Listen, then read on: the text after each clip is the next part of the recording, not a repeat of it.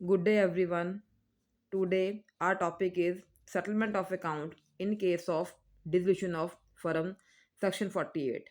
In this year, under sample paper of CBSE, they have introduced this question in their paper: how we settle down. First treatment of the losses. अगर हमारी firm में losses होते हैं तो it means हमारे पास पैसे कम हैं लोगों को देने के लिए। तो उस केस में जो डेफिशिएंसी है पूरी कैसे करनी है? First we have the out of profit, उसके बाद आउट ऑफ कैपिटल। अगर घाटा फिर पूरा नहीं होता तो from partner they have to introduce further according to their profit sharing ratio. Secondly, application of asset. जो हमने अपना पैसा इकट्ठा किया है अपने एसेट को बेचकर, तो उसको हमने कैसे कैसे डिस्ट्रीब्यूट करना है। फर्स्ट, सबसे पहले हमारी जो पेमेंट जाती है वो जाती है to the third party, to the outside partner parties.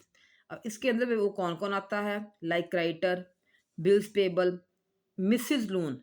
मान लो कोई पार्टनर है, उसकी वाइफ का लोन है, तो वो भी हमारे लिए थर्ड पार्टी लोन ही होता है।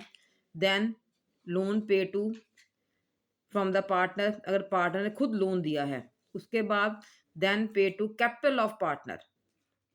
उसके बाद अगर पैसा कुछ बच जाता है तो वो सभी पार्टनर्स में हम लोग डिवाइड कर देते हैं according to the profit sharing ratio.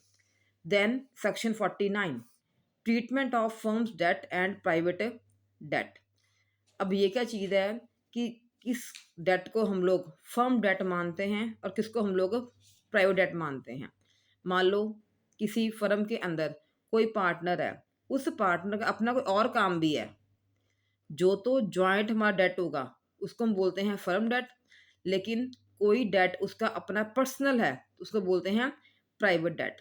अब सिंपल सी बात है, जो प्राइवेट डेट है वो उसे खुद पे करना पड़ेगा, उसके लिए फर्म लायबल नहीं होगी। लेकिन ऑन द अदर हैंड अगर फर्म का डेट है वो पे नहीं हो रहा तो हम लोग एज वी नो पार्टनरशिप की जो लायबिलिटी होती है वो क्या होती है? अनलिमिटेड। तो वो अपने घर से पैसा मंगवा सकते हैं। हाँ जी, यू कैन सी जो क्वेश्चन CBSE ने डाला है। Hemant and Pankaj were partner in the sharing profit loss 3:2।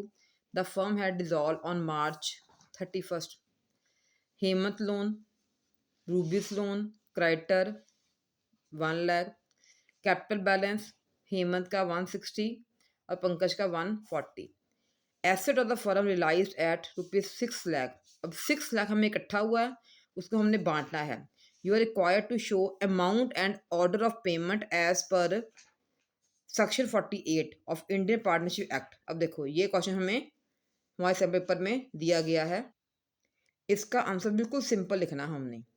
Like first payment goes to third party, that is creditor 1 lakh and rupees loan 50,000।